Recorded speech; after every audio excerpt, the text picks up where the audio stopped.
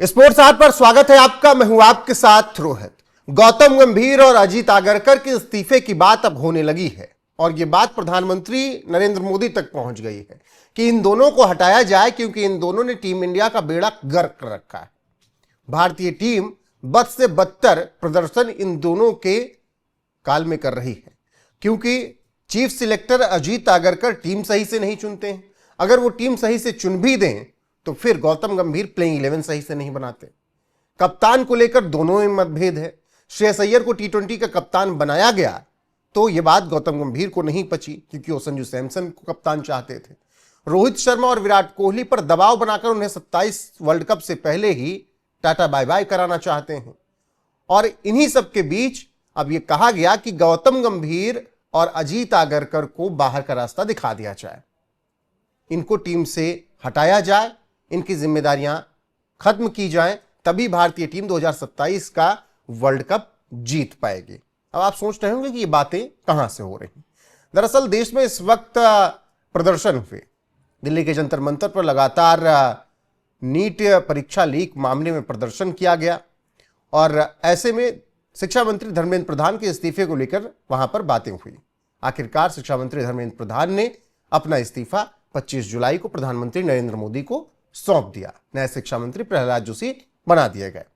अब इसी बीच उसी जंतर मंतर से आवाजें उठने लगी कि शिक्षा मंत्री तो गए, अब देश के क्रिकेट की सफाई करनी जरूरी है, भारतीय टीम को सुरक्षित करना जरूरी है और भारतीय टीम को प्रदर्शन को बेहतर करवाना होगा। और यह सब तभी हो पाएगा जब गौतम गंभीर और अजीत आगरकर का वहां से सफाया होगा।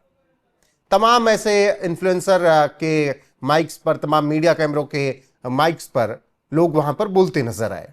मैं भी ग्राउंड जीरो पर रहा। कई लोगों ने यह बात, अब वो चाहे मस्ती में कहिए, मौज में कहिए, वायरल होने के लिए कहिए, लेकिन हाँ, जो क्रिकेट फैंस वहां पर पहुंचे थे वो कह रहे थे कि गौतम गंभीर और अजीत आगरकर को यहां से हटा दीजिए। लगातार मैंने भी जितने दिन 10 से 12 दिन प्रोटेस्ट कवर किया, उस दौरान ये बातें कई लोगों ने कही। हालांकि मौज मस्ती में कह रहे थे, ये समझ में आ रहा था, लेकिन जब बात जंतर मंतर से कही जाए, जहां पर पिछले कुछ दिनों में देश के हर मुद्दे पर चर्चा हो रही थी, और बात प्रधानमंत्री नरेंद्र मोदी तक पहुंचाई जाए, लोग यहां तक कह रहे थे कि पीएम मोदी अब आपको इनका इस्तीफा लेना होगा, जैसा के भरोसे, वो बीसीसीआई के भरोसे मत छोड़िए। तो आप समझ सकते हैं कि कितना गुस्सा आगरकर और गौतम गंभीर को लेकर इस वक्त फैंस में, और उसके पीछे के कई यही कारण हैं। अब जो विराट वाले फैंस हैं उनका गुस्सा इस वजह से है कि गौतम गंभीर से उनकी बनती नहीं है। दोनों एक दूसरे के मतलब कट्टर वाले दुश्मन कह लीजिए, ऑन फील्ड ऑफ फील्ड कहीं भी। हाँ, एडवर्ट्स में अच्छा आपको बातचीत करते दिख जाएंगे, लेकिन दोनों के फैंस को लगता है कि कट्टर दुश्मन है, क्योंकि कई बार इंसिडेंट ऐसा ग्राउंड में भी हो चुका है। दिल्ली से भी दोनों आते हैं।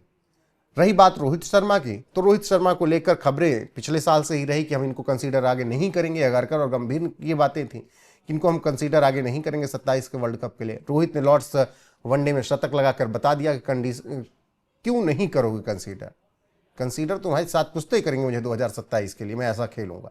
तो अब फैंस को ये लगा कि क्यों जबरदस्ती रोहित शर्मा और विराट कोहली को बाहर करना चाहते हैं। तब फिर लोगों ने इस्तीफे मांगने शुरू कर दिए। गौतम गंभीर के कार्यकाल में आप लाइमलाइट में कह सकते हैं कि टी20 वर्ल्ड कप, चैंपियंस ट्रॉफी, 2 चीजें आई, लेकिन इसके अलावा श्रीलंका से इतने सालों में सीरीज हारना, इंग्लैंड से अपनी धरती पर हारना, आयरलैंड जैसी टुच्ची टीम से हार जाना, और इंग्लैंड से भी सीरीज हारना, सीबी सीरीज हारना, बॉर्डर गावस्कर ट्रॉफी हार जाना, न्यूजीलैंड से अपनी धरती में हार जाना, मतलब ये तमाम इतिहास गंभीर की कप्तानी में रच उठे हैं। और इसीलिए लोग चाहते हैं गंभीर टीम में ना हो। और यही वजह है कि प्रधानमंत्री नरेंद्र मोदी से अपील की जा रही है, जंतर मंतर से की जा रही थी कि इनका इस्तीफा ले लो। अब आपको क्या लगता है, क्या इस्तीफा होना चाहिए आगरकर और गंभीर का? कमेंट में जरूर बताइएगा।